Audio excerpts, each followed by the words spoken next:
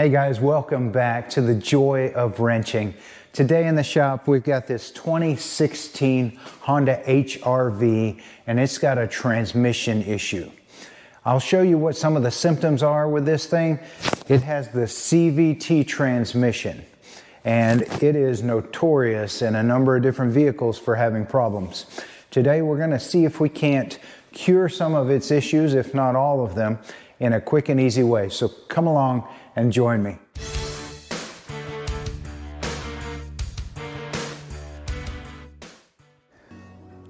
As always, I'm your friendly neighborhood mechanic, and today I'm going to try and film this as best I can. Normally we have Mrs. C or someone else doing some filming, but they weren't available and I didn't want you guys to miss out on this one. So we're going to see if we can get this thing going again with just a few relatively minor repairs before we condemn the transmission. A lot of times when people are having problems with the CVT transmission, the answer seems to be, well, it's a dead transmission. And we're going to pray that that's not the case here. What we're going to try today is we're going to change the filters. There's two filters on the CVT transmission, and we're going to change the fluid. And because the shifter is having trouble kind of telling where it's at, apparently, we've got some error codes for that. We're going to change the input speed sensor, which also controls the shifter. So come on and let's get into it, and I'll show you step by step so that you can do this too, and hopefully this will cure the issue and we won't have to condemn the transmission. So let's see. 2016 Honda HRV. Check engine light. This little shift indicator down here sometimes stuck in N or flashing between all the different PRN, D, whatever. It's got 147,000 miles on it. Pull the codes. See if we can get you in focus here. We've got codes for transmission, input speed sensor, pressure control solenoid C, ABS, issues talking to the transmission, no engine codes. Very hard shift into park or into reverse. Going into drive. Right now the little Prindle indicator is showing the correct gear, but it wasn't a moment ago, so somewhat intermittent. I'm going to try a few things. I don't think this car has ever had, with 147,000 miles on it, it's a CVT transmission. I don't think it's ever had the fluid and filter change, so we're going to try that and see if we can't cure some of these issues. Also going to replace the input speed sensor on the transmission, as sometimes that can cause some of these issues. So keep your fingers crossed, come along with me, and let's see if we can fix this thing without condemning the transmission. So when you put it in gear for the first time, man, it's a really hard shift into reverse especially, and the Prindle there is just flashing like it doesn't understand which gear we're in, and got it in drive here. Let's see what it does.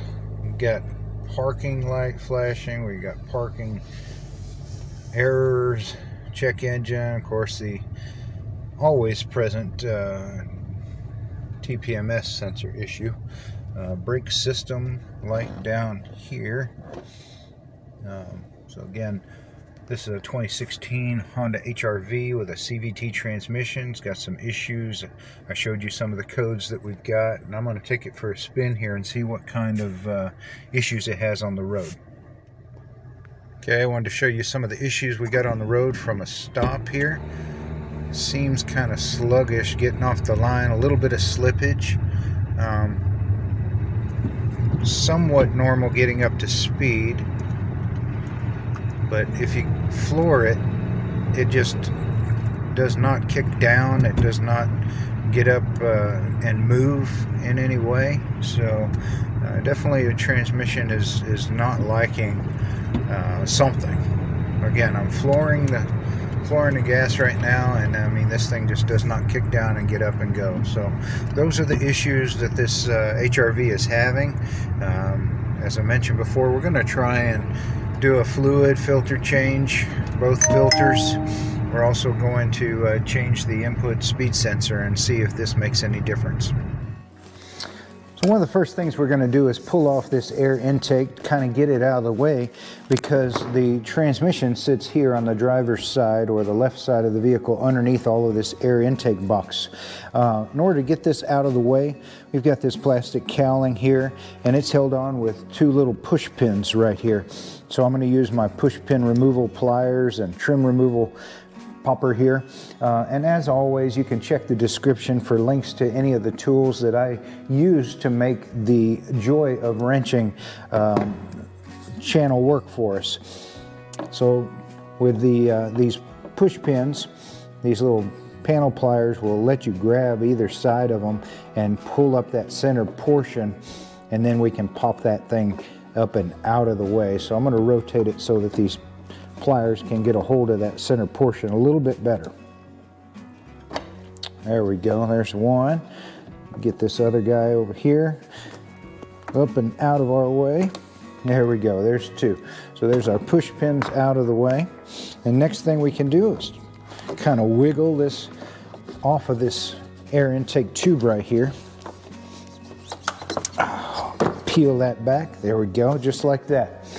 And then I'm going to pop it up and right on out of the way. Okay, with this intake up and out of the way, you can start to see down here, this is the transmission, and there's a cooler here that we're going to have to get right behind. There's a filter right behind there. And right there, hopefully you guys can see my finger, this is where you will go and fill the transmission whenever we're done. So there's your fill port, and notice there's no dipstick tube on here, so the way to measure this is like many of the modern transmissions, you fill it up till it runs out of a specific little hole. So we'll show you that as well. Okay, so let me show you what we're going to do. So we're going to go underneath the vehicle here first, and here is our transmission pan, and like most of them, you've got a way to drain it located right here, and that's a little 3/8 ratchet. You just stick that in there and loosen that bad boy up. And right here we have the way to determine whenever it's full enough. We can remove this plug, and whenever the fluid is dribbling out of there, then we know that we are full. Now also I want to show you guys that here is our input speed sensor where I'm pointing, and that is also going to be replaced. The two filters on this transmission that we need to replace, one of them, as I mentioned before, lives underneath this cooler up here, this finned looking thing, and it's a little cartridge filter. And then like a lot of transmissions inside of the pan here, there's another filter, and then we'll change the fluid and we'll see if that doesn't cure a lot of these issues. A lot of times transmission issues are caused by lack of fluid, dirty fluid, problems with the fluid moving through there. So one of the things we want to check to see if is the problem with this transmission is it low on fluid? And the way that you can tell this is to have the vehicle jacked up nice and level, and you can open this little port here, this inspection port. It's a 17 millimeter. And what we want to see is fluid drain out of that. If we see that, we know that it's full to the level it's supposed to be. And you see, sure enough, there it is. It's draining out of there. While you're here, you can look at the cleanliness of that fluid, and obviously, in this case, it's very dark brown, not the red or clear that it should be. I'm gonna go ahead and put this plug back in place just to stem the tide of the flow here, and we're gonna go ahead and drain this transmission through the drain plug over here. To drain the transmission, we're going to remove this drain plug here. As I mentioned, it's a regular 3/8 ratchet inside of here, so you can just put that, your favorite ratchet, in that hole, crack that thing loose. And once you crack it loose, it should turn pretty freely. Now be careful, because there's a lot of fluid in here, 4 quarts or more, and it's just going to want to come gushing out. And it can make a big mess if it sprays all over this and all over the place. So just be prepared for that. To prepare for the deluge of transmission fluid here, I'm going to go ahead and put this bucket here and try and capture as much of it as I can. I know you guys can't see a whole lot, but I'm just going to put this bucket here to where as it starts coming out, it'll catch it. The other reason why I like to catch it in this bucket is I'm also getting a good measure of how much transmission fluid is in here. There we go. Here it comes, kind of glugging a little bit. And here's the drain plug, and it's got a little magnet on it that'll catch any fine metal particles or any steel that's in the transmission. Starting to get down to a bit of a trickle here, and as I showed before, I'm catching it in this graduated bucket, so you can see it's about 3.5 quarts have drained out of here. Now there's going to still be some trapped inside the filter, inside of the transmission pan, so I think this thing takes a little over 4 quarts, maybe even a little bit more than that, depending on how much of it you drain. And we're going to drain most of it with the filter change, but I'll show you what we catch. Now we're going to go ahead and take the transmission pan off. As you can see, there's been a little bit of leakage here over time. There's some dirt and grease mixed together there. This pan is held on by 17, you guessed it, 10mm bolts. So we'll just go ahead and buzz those off, and it's probably a good idea to go ahead and lay them out in order so that you put them back where they were, because some of them may be a little bit longer than others, and I'll show you that if that is the case. Got all the bolts out of here. I left a couple of them in, just a little bit loose, and we're going to pull this this pan off. The gasket's got it stuck up in place. There's some bosses molded into this pan to allow you to kind of get a little bit of a pry point in a couple of different locations, so you can crack those open. And once you do so, you'll see the fluid run out just a little bit more. So I'll go ahead and crack this thing loose, let you see how much additional fluid comes out once we do. There we go. Nice. Make sure you got your bucket underneath there to catch that. But once you drain through the drain plug, you know, there's just this much fluid trapped up in there to lose. Okay, let's go ahead and drop this pan down a little bit, loosen these bolts up that are still holding it in place. Now, there are two sizes of bolts, these a little bit longer ones and then a little bit shorter one. Those shorter ones are all here on the back because the pan isn't as thick, so it doesn't have to go up too far before you grab threads. I'll show you the difference here between the two. There you go. So here's your longer bolt and your shorter bolt. All the shorter ones go towards the back. Let's drop this pan, see what kind of a mess we can make.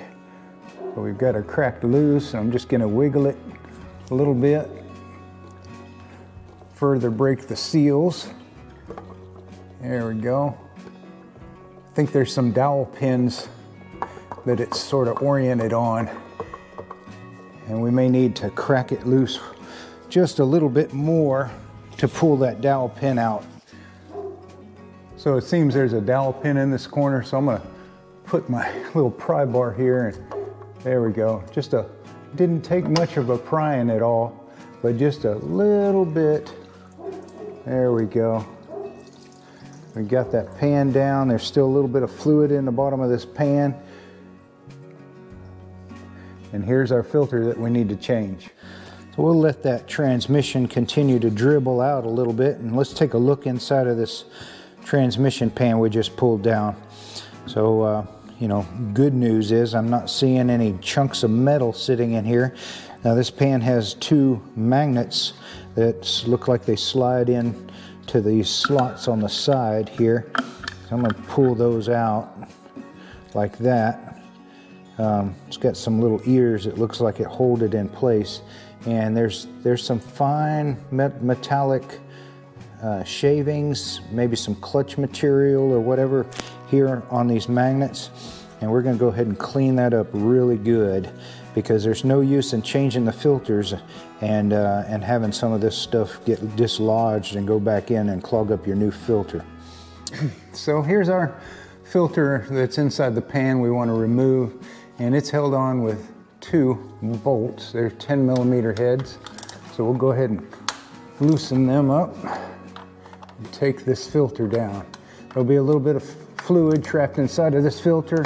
So again, don't neglect having a bucket or something underneath it to catch it. Just trying to keep things a little neat. And look how long that bolt is that goes up in there. So let's see if the other one's the same. There comes the other one. All right, no, this one's a much shorter. So the shorter one goes here, the longer one goes there. We'll keep that straight. All right, let's get our catch basin ready. And we'll go ahead and give it a little bit of a wiggle here. And it's gonna dump a little bit of fluid, and there she goes. All right, not too bad, not too bad. We'll let it drain out of the filter there, and I'll show you inside this filter here in a second. All right, so let me show you inside of this filter here. You can see inside of here the pleats and a little bit of some glitter going on inside of there, but that just means it's doing its job. It's catching a lot of that metallic material. And so so far, I mean, we haven't seen a ton of nastiness inside of this transmission pan or the fluid. So again, keep your fingers crossed that this cures a lot of the issues. I wanted to show you real quick underneath here, bottom of the pan with that filter out. This is where that filter stabs in, right in here. So you want to make sure, check that bore, that the old O-ring that was on that filter actually came out with the filter. You don't want to double up O-rings on that. And not much really to see here. You definitely can view all your solenoids, the wiring. It doesn't look like anything's amiss here, but it's hard to tell sometimes. All right, here's our new filter. We'll get a little bit of transmission fluid and put it on the O-ring there. Orient this thing the way it's supposed to go, and just put it back up into its home. You'll feel it kind of snap into place there with that O-ring, and then just line up your bolt holes. Remember, there's 2 different size bolts. The longer one came out of the front here. Want to get these started by hand. You definitely don't want to cross thread these things. So get a few threads started there, and then the shorter of the 2 bolts that holds the filter there goes on the side of the filter. Those are 10mm, and we'll go ahead and secure those. All right, these 2 bolts that hold that filter in place are 10mm. We'll just snug them up, and then we'll torque them in place. You want to make sure that you don't pinch any of these wires or anything goofy underneath that filter. Now this thing is still draining a little bit of transmission fluid. We're going to go ahead and clean up around the outside edge where that pan seals up to it. Get all the old gasket material off, get any kind of dirt and grime that's on this surface off of here. Clean up the bottom of your pan as well. And we'll make sure that this is a good sealant surface so that you don't get any leaks there. All right, so let's put this pan back in place. It's got some orienting dowels, and so they'll help you, but you can remember there's 2 different size bolts. The longer ones go towards the front of the vehicle because they've got to go through a longer bit of the pan. The shorter ones go towards the back. So I'm just going to put one in the back and one in the front, just so that I don't have to sit here and hold this pan anymore. And those 2 bolts will do it for me. Just get them started by hand, no cross threading. And then we'll use our electric ratchets, because they bring joy to wrenching. Wanted to make sure that I showed you guys that my light doesn't work. Let me get another light. Wanted to make sure that I showed you guys which of these bolts are the short ones. So I've gone ahead and sucked up all of the longer ones. So you got 1, 2, 3, 4, 5, 6 shorter bolts. They're all on the back side of the pan here. So don't forget to put them back where they're supposed to be. All right, make sure that you torque all of these bolts in a crisscross pattern, starting from the center and working your way out. Also want to make sure that you torque your drain plug again back in place, and then just sort of clean up the area. Now let's come in here and change our input speed sensor. It's located right here with this gray connector. You just pinch on this connector and pull it off. And then the connector itself is held to the engine by one, guess what size, guys? Guess what size? 10 millimeter bolt. So let's go ahead and remove that, and I'll show you what that looks like. All right, got that 10 millimeter out of the way. So I'm gonna grab hold of the sensor, kind of wiggle it side to side, maybe rotate it a little bit, try to pull it out of its home. It's got a little O-ring on it, and it's been there a long time, so it doesn't want to come out too easy. You may have to put something behind it to try it. Let me get a little better grip on it. See if I can't get it to come through. Goodness gracious, it's in there pretty good. I'm wiggling it and pulling on it at the same time. I know you can't see real good, but let me see if I can't put some kind of a screwdriver or small pry bar behind that, pop that out of its location. Trying to pop this thing out, and the easiest way that I've found is I've got a big screwdriver. I was able to twist this a little bit around, kind of wiggle at top and pull and wiggle from the bottom, and it came out. So there we go. So here's the old sensor and here's the new one. Had a little bit of a hard time finding this sensor, guys. Where I ended up finding it was at O'Reilly's Auto Parts, and the part number is SC657. It's a Standard Motor Products input speed sensor, they called it. So we're gonna go ahead and lube up this O-ring and put it in the place of the old one here, and then re-secure it with our 10 millimeter bolt. Okay, let's go back up in here with the new sensor and stab it into its home. I put a little bit of lubricant on that O-ring there and wiggle it a little bit and see if it won't seat. It's not seated yet, so you want to make sure that you get that satisfying click or pop of the thing going in. Try a little bit more pressure and wiggling a little bit of it at the same time usually will be the ticket to get it in place. All right, there we go. There it is. All right, now we want to rotate this thing so that the bolt hole lines up again, and then the bolt will hold it in place. Okay, got the 10 millimeter bolt holding it down, and it's nice and well seated. We're going to put our connector back on. Should fit just the right way, and you want to hear that satisfying click. So let's see if we can hear it. There it is. Ready to go.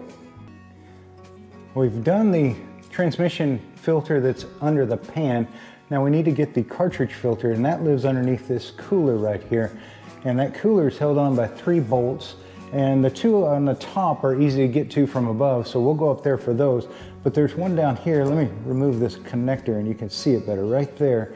And they are 12 millimeters, so we'll get this one down here. You're gonna need a little bit of an extended socket, maybe a swivel head ratchet to get to this, but it's very doable.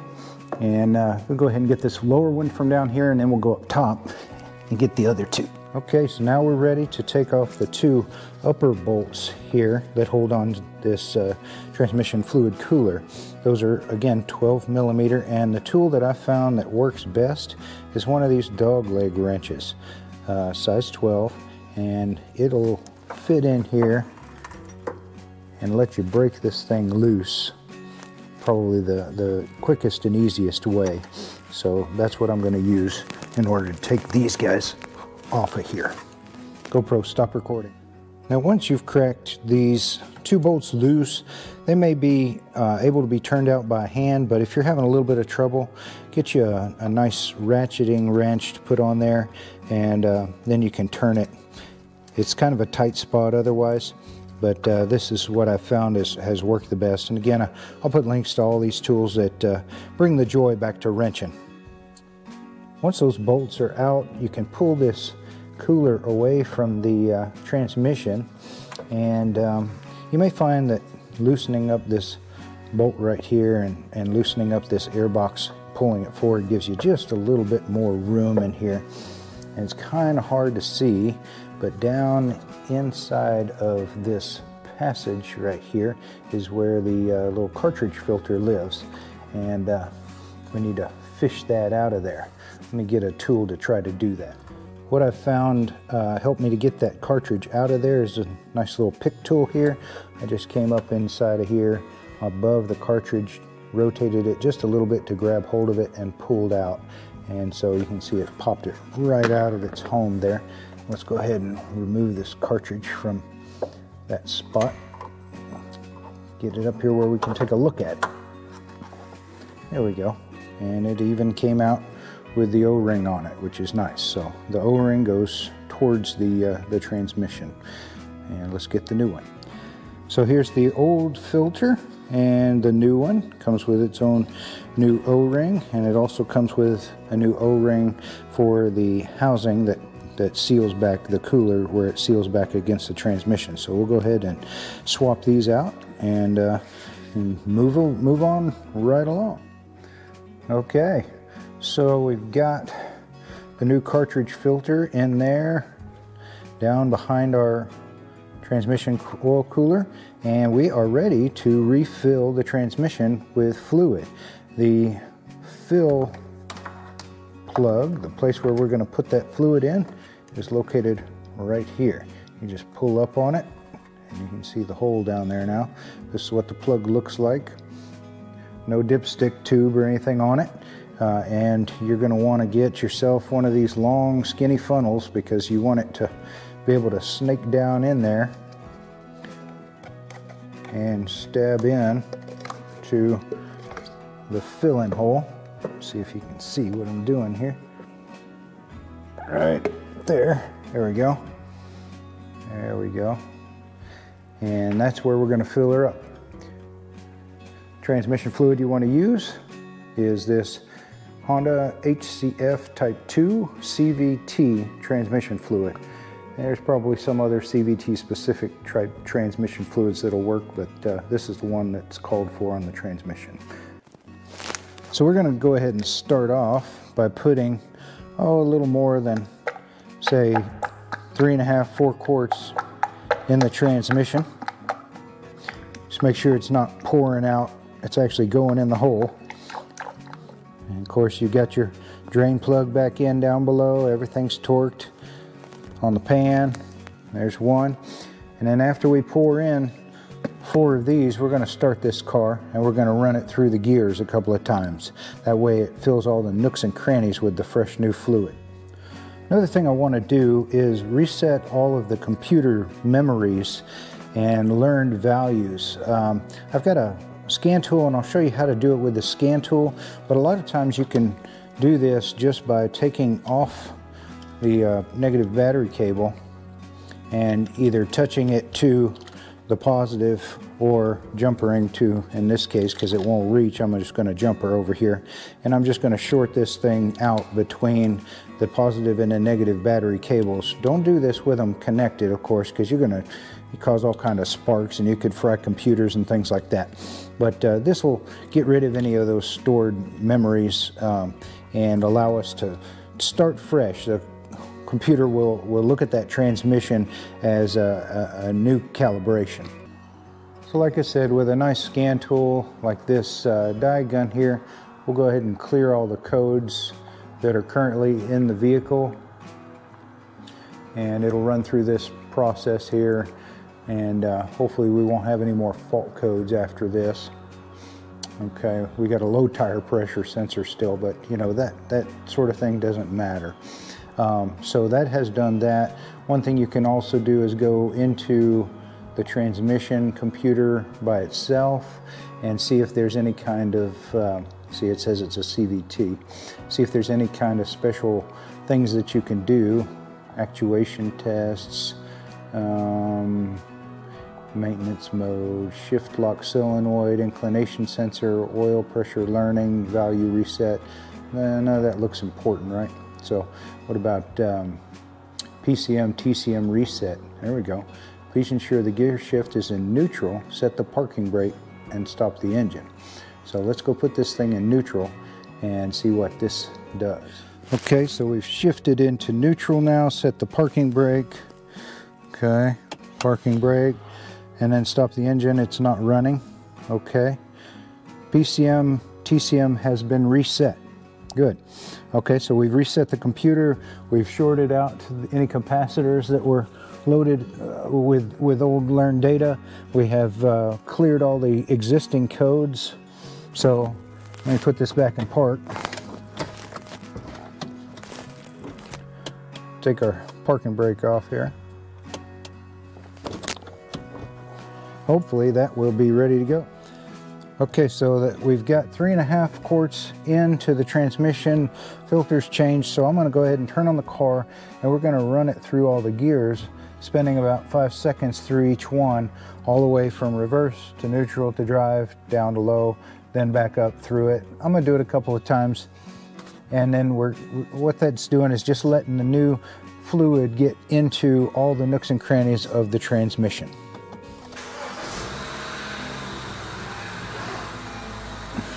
So reverse, a few seconds, neutral a few seconds, drive a few seconds. Still got a very harsh shift in each of the drive and reverse to begin with. Low, back to drive. I'm going to do this a couple of times. So you might be wondering if while I was doing that, if fluid was coming up out of the hole where we fill it up, and no, it was not. So you can leave that funnel in there. You can leave the filler cap off while you're cycling through the different gears, and we're going to go ahead and fill it up to the point where it's supposed to be filled.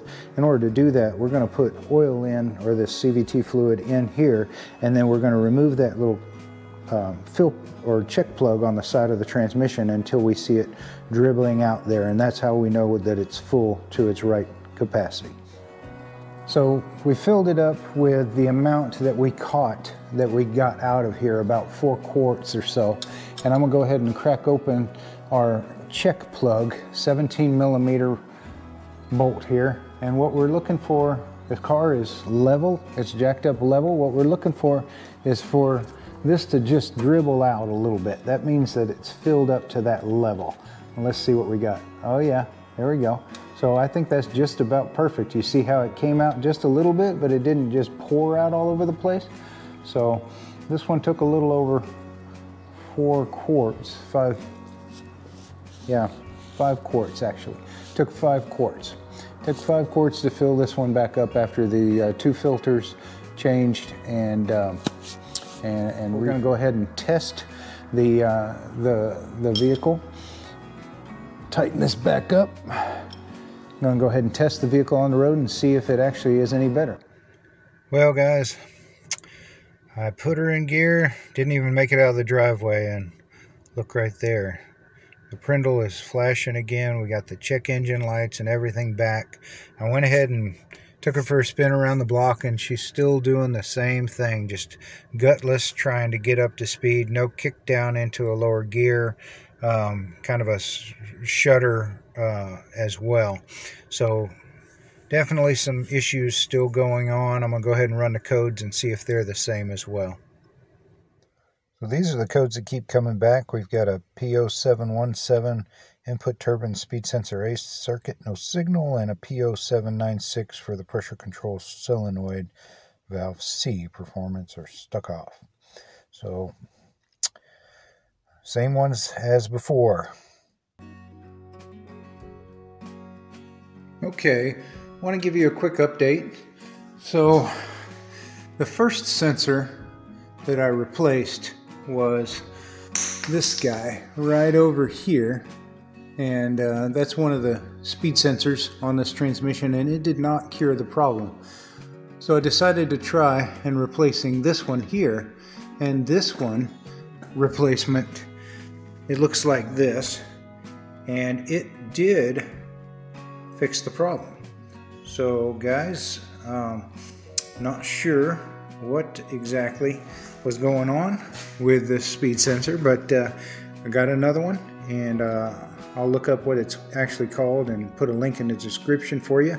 But that fixed the problem. So I think we have been able to save these guys from what they were fearing, which was a whole new transmission. So the CVT failed working because of this little sensor, and we were able to get her back going again.